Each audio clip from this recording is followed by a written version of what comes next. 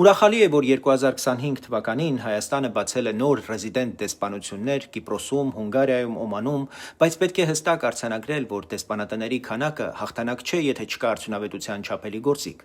Հայաստանն այսօր դեսպաններ ունի աշխարհի 106 պետություններում, եւ հարցը հետեւյալն է. այդչափ ներկայությունը ինչով է ուժեղացնում Հայաստանի անվտանգությունը, տնտեսությունը, ներդրումները, միջազգային աջակցությունը։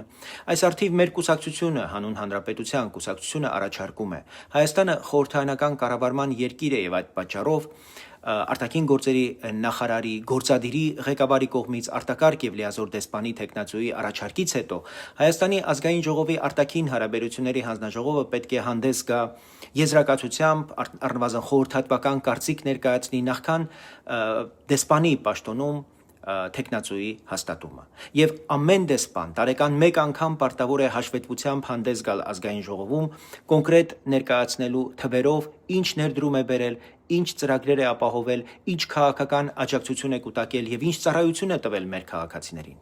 Եվ վերջապես քաղաքական նշանակումները պետք է քվոտավորվեն։ Պրոֆեսիոնալ դիվանագետը մեր պետության ողնաշարն է։ Թե վերջին տարիներին քաղաքական շատ նշանակումներ արդյունավետ են աշխատել, բայց պրոֆեսիոնալ դիվանագետները